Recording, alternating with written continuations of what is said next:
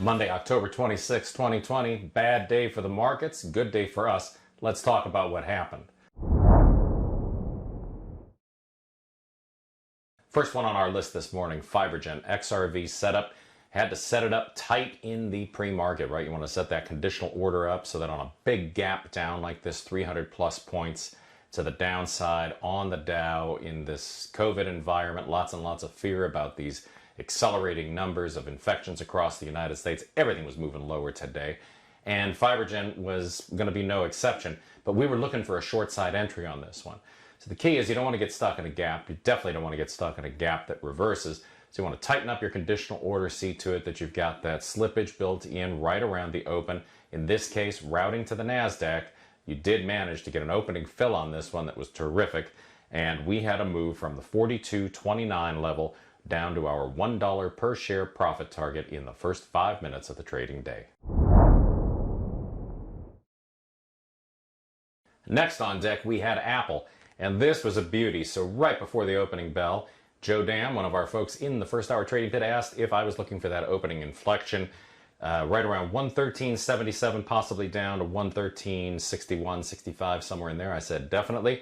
That was based on the pre-market price action. We had it firming up as we were coming into the open, so we saw this area right here looking pretty solid. Looked like we were likely going to get an inflection from that 114.03 line down into 113.77.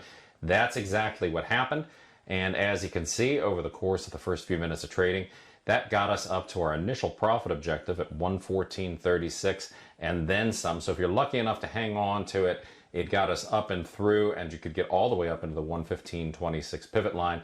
We were, of course, monitoring some of the other trades that were going on. I was focusing on Baba and Tesla and all that stuff as well. So I had these automated, no big extension for me, but if you got it, congratulations.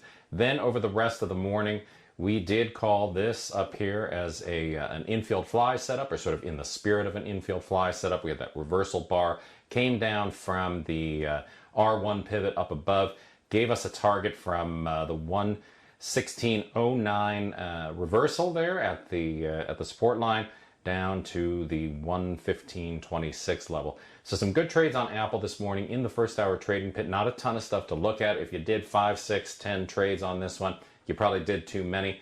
But if you kept it tight like this, it made for a very nice trading environment, not confusing at all. Just wait for it to come to you, wait for it to set up. Take the trade when it makes sense, not when it feels like you're losing the momentum. All right, let's move on now to the other trades on the scalper trading plan. So we've got our trading plan in front of us. We put this thing together the night before. There's a reason for that. It's to eliminate any kind of ambiguity first thing in the morning. Baba, definitely what we're looking for is that check mark kind of a move. Want to see it come down in the case of a long, pop on top of one of our lines, give us that little inflection, and then we want to try to catch the trade right at the line. 308.63 was where we were anticipating the program.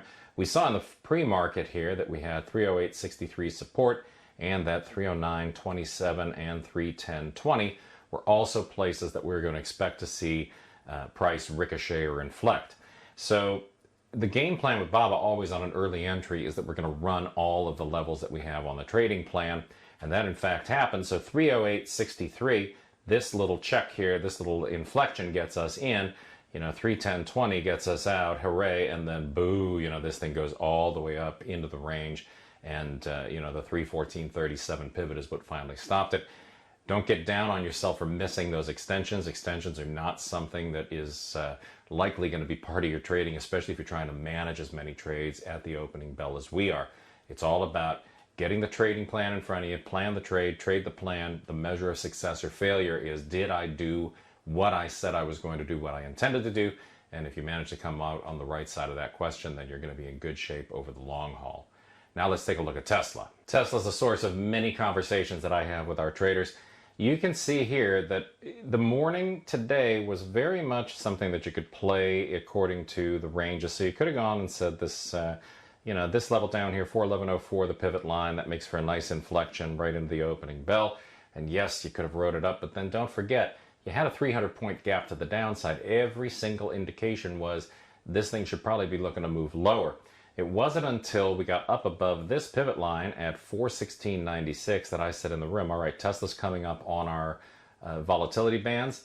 Let's see if we can get the first scalper set up when it dips back down below 418.54. That's exactly what it did. It got up above here and then it came down, popped back up through 418.54, 420.74, the target on that first big move.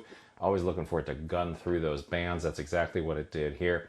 So nice big move. And again, then the part of it that leaves you sort of scratching your head is when it gets up here into this $425 range and you feel like you missed something.